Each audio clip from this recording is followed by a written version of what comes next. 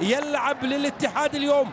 مبروك زايد، عبد الله عمر، حمد المنتشري، احمد عسيري، خطا مبكر وركله جزاء للاتحادي.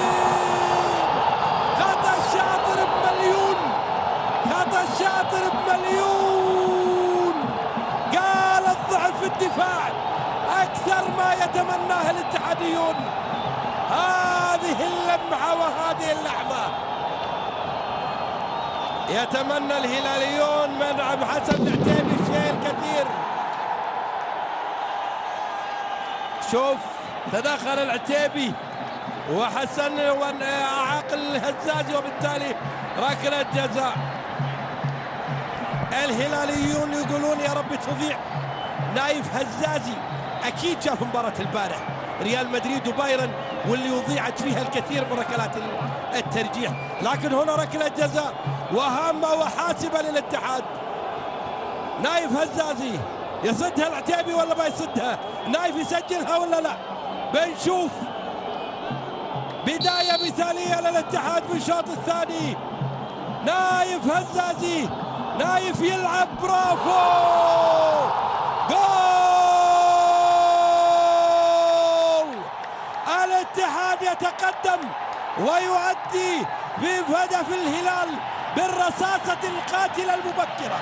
حتى الآن الأمور لم تحسم، ولكن الواقع يقول بأن الهلاليين سيبحثوا عن الفرص وسيجدوا صعوبة في الوصول للمرمى الاتحادي قياسا على عطاءاتهم في الشوط الأول.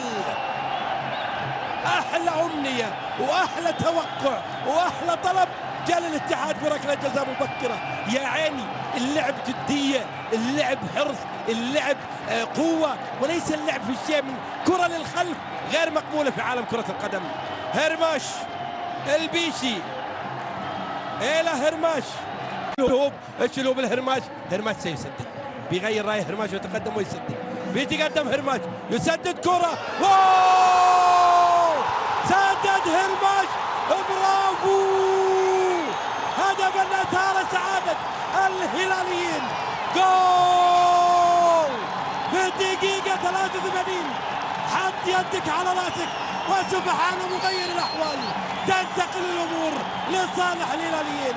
سدد هرماش واصطدمت بالدفاع الهلال الاتحادي وبالتالي تقدم او عادل الهلال.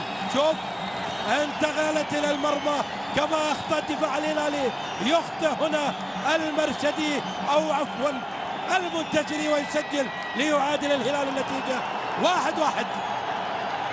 بهذه النتيجه الهلال المقدمه لدور الاربعه. الان المدرب غير رايه، بدل بوهانك سون سينزل محمد القرني، كره سريعه لصالح الاتحاد. مره اخرى الهلاليون انطلاقه للاتحاد، محاوله ملعوبه سريعه